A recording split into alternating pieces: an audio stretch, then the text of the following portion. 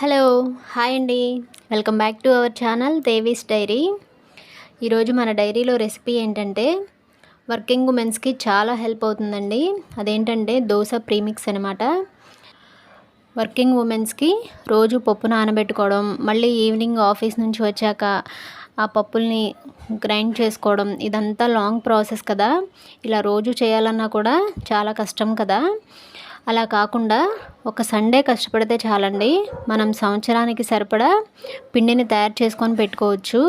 ఇంకా పప్పులు నానబెట్టే పని లేకుండా డైరెక్ట్గా ఈ పిండితో మనం దోశలు అనేది ప్రిపేర్ చేసుకోవచ్చు. ఈ దోశ ప్రీమిక్స్ ఎలా తయారు చేసుకోవాలని వీడియోలోకి వెళ్ళబోయే ముందు ఫస్ట్ టైం కనుక మన ఛానల్ చూస్తున్నట్లయితే వీడియోస్ని లైక్ చేయండి, అలాగే మీ ఫ్రెండ్స్కి రిలేటివ్స్కి షేర్ చేయండి. మరిన్ని వీడియోస్ కోసం మన ఛానల్ సబ్స్క్రైబ్ చేసి పక్కనే ఉన్న బెల్ ట్యాప్ చేసి ఆల్ అనే ఆప్షన్ క్లిక్ చేస్తే నా కొత్త వీడియో నోటిఫికేషన్ వచ్చేస్తుంది. ఇప్పుడైతే ప్రాసెస్ చూద్దాము. స్టవ్ మీద ఒక ప్యాన్ పెట్టుకొని అందులో 1 కప్పు వరకు మినపగుళ్ళుని యాడ్ చేసుకోండి. స్టవ్ని లో ఫ్లేమ్లో పెట్టుకొని వీటిని డ్రై రోస్ట్ చేయాలండి. ఏ విధమైన ఆయిల్స్ వేయనవసరం లేదు. నేను మీకు చూపించడం కోసం కొంచెమే తయారు చేస్తున్నానండి. మీరు లార్జ్ క్వాంటిటీలో చేసుకున్నట్లయితే మీరు మెజరింగ్ కోసం ఏదైనా ఒక పెద్ద బౌల్ని తీసుకోండి. ఇప్పుడు ఇవి చూడండి, చక్కగా ఫ్రై అయిపోయాయి. కలర్ చేంజ్ అయ్యి మంచి స్మెల్ అనేది వస్తుంది ఇవి ఫ్రై అయితే. ఇప్పుడు వీటిని ఒక ప్లేట్లోకి తీసుకొని పక్కన పెట్టుకోవాలి. మినపగుళ్ళని అయితే మనం దేంతో మెజర్ చేసామో మిగతావన్నీ కూడా దాంతోనే మెజర్ చేసి తీసుకోవాలండి. ఇప్పుడు ఈ మినపగుళ్ళని ఒక ప్లేట్లోకి తీసుకొని పక్కన పెట్టుకున్నాను. మళ్ళీ సేమ్ ప్యాన్ స్టవ్ మీద పెట్టుకొని అందులో 1 కప్పు మినపగుళ్ళకి 2 కప్పుల బియ్యం అయితే తీసుకోవాలండి.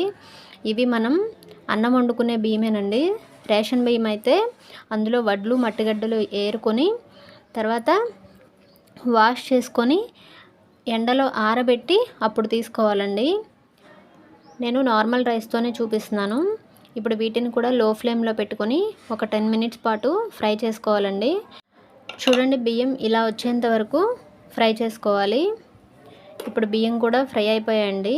వీటిని కూడా తీసుకొని ఒక ప్లేట్లో పక్కన పెట్టుకోవాలి. తర్వాత మనం ఏ కప్పుతో అయితే మినపగుళ్ళు అలాగే రైస్ తీసుకున్నామో సేమ్ కప్పుతో 1/2 కప్పు వరకు సగ్గుబియ్యంని తీసుకోవాలండి. లావుగా ఉండే సగ్గుబియ్యం తీసుకున్నాను. వీటిని కూడా సిమ్లో పెట్టుకొని ఫ్రై చేసుకోవాలి. మరీ క్రిస్పీగా వచ్చేంత వరకు అవసరం లేదండి. ఒక 1 మినిట్ ఫ్రై చేసుకున్న తర్వాత ఇందులోకి 1 టేబుల్ స్పూన్ వరకు మెంతుల్ని యాడ్ చేసుకోండి. మెంతులు కూడా వేసుకొని ఒకసారి తిప్పుకున్న తర్వాత 1 కప్పు వరకు అటుకులను అయితే తీసుకొని ఇవి క్రిస్పీగా తయారయ్యేంత వరకు ఫ్రై చేసుకోండి. లో ఫ్లేమ్లో పెట్టుకోండి, లేదంటే మాడిపోతాయి. అటుకులు పట్టుకుంటే జస్ట్ ఇలా క్రష్ అయితే చాలండి, అటుకులు ఫ్రై అయిపోయినట్లే. వీటిని కూడా ఇప్పుడు ఒక ప్లేట్లోకి తీసుకొని పక్కన పెట్టేసుకోవాలి. చూడండి, మనం ఫ్రై చేసుకున్నవన్నీ ఒక ప్లేట్లో పెట్టేశాను. ఇవి కంప్లీట్గా చల్లారిపోవాలన్నమాట. చల్లారిపోయిన తర్వాత వీటన్నిటిని ఒకసారి మిక్స్ చేసుకోవాలి. ఇలా మిక్స్ చేసుకున్న తర్వాత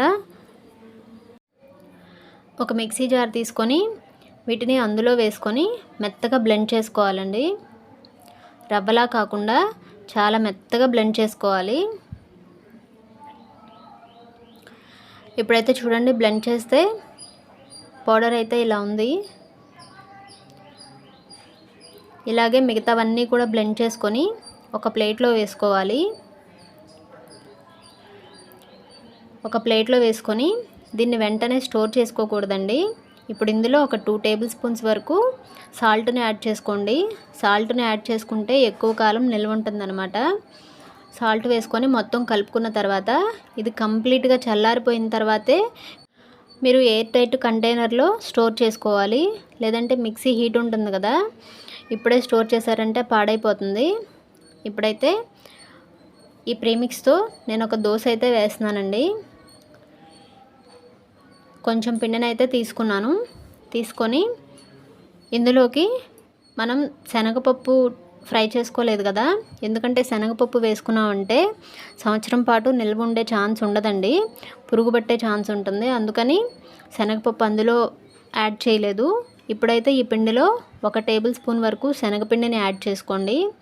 యాడ్ చేసుకొని కొంచెం కొంచెంగా వాటర్ పోసుకుంటూ మిక్స్ చేసుకోవాలి బాగా. మనం దోశ కన్సిస్టెన్సీ అయితే ఎలా వస్తుందో అలా వచ్చే విధంగా క్లమ్స్ ఏమీ లేకుండా ఇలా నేను చూపించిన విధంగా ఇలా కలుపుకోవాలి. కలుపుకొని మూత పెట్టేసుకొని మినిమం 6 అవర్స్ మాత్రం ఫర్మెంట్ అవ్వాలండి ఇది. అప్పుడే ఇందులో ఎయిర్ బబుల్స్ అనేవి ఫామ్ అవుతాయి. ఈ ప్రీమిక్స్తో మీరు దోశలు వేసుకోవాలనుకుంటే ఎర్లీ మార్నింగ్ వేసుకోవాలనుకుంటే నైటే ఈ రవ్వని నానబెట్టుకొని పెట్టుకోండి. లేదంటే మినిమం దోశలు వేసుకునే ముందు ఒక 1 అవర్ పాటైనా నానబెట్టండి రవ్వని.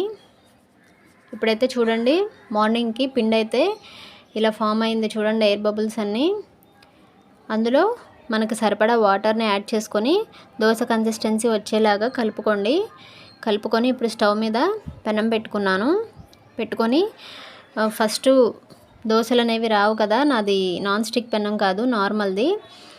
సో అందుకని ఫస్ట్ ఉల్లిపాయతో గ్రీస్ చేశాను అనమాట.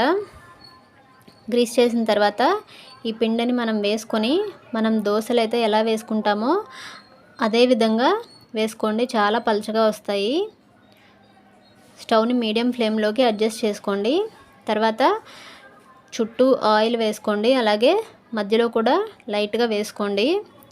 వేసుకున్న తర్వాత పెనాన్ని ఫ్లేమ్కి తగ్గట్టుగా అడ్జస్ట్ చేసుకుంటూ రోస్ట్ చేసుకోవాలి దీన్ని. ఎయిర్ బబుల్స్ అనేవి పోకుండా పిండిని ఎప్పుడు మనం ఒకే డైరెక్షన్లో తిప్పుకోవాలండి. మంటకి సరిపడా పెనం జరుపుకుంటూ దోశ అంతా కూడా చక్కగా కాలేలాగా పెనం అడ్జస్ట్ చేసుకోవాలి. మనం శనగపిండి కూడా వేసాం కదా, చూడండి మంచి కలర్ అయితే వచ్చింది దోశ. ఇలానే మిగతా దోశలన్నీ కూడా వేసాను. మనం పప్పు నానబెట్టుకొని ఎలా అయితే వేసుకుంటామో సేమ్ అదే టేస్ట్ ఉంటుందండి. చాలా క్రిస్పీగా వస్తాయి అండ్ టేస్ట్ కూడా చాలా బాగుంటుందండి. మీరు కూడా ప్రీమిక్స్ని తయారు చేసుకొని అప్పటికప్పుడు దోశలు వేసుకొని ఫుడ్ అయితే ఎంజాయ్ చేయండి. ఈ వీడియో కనుక మీకు నచ్చినట్లయితే వీడియోస్ని లైక్ చేయండి. మరిన్ని వీడియోస్ కోసం మన ఛానల్ సబ్స్క్రైబ్ చేసి బెల్ ట్యాప్ చేసి ఆల్ అనే ఆప్షన్ క్లిక్ చేయండి. నా కొత్త వీడియో నోటిఫికేషన్ వచ్చేస్తుంది. మరో వీడియోతో మళ్ళీ కలుద్దాం. Thank you.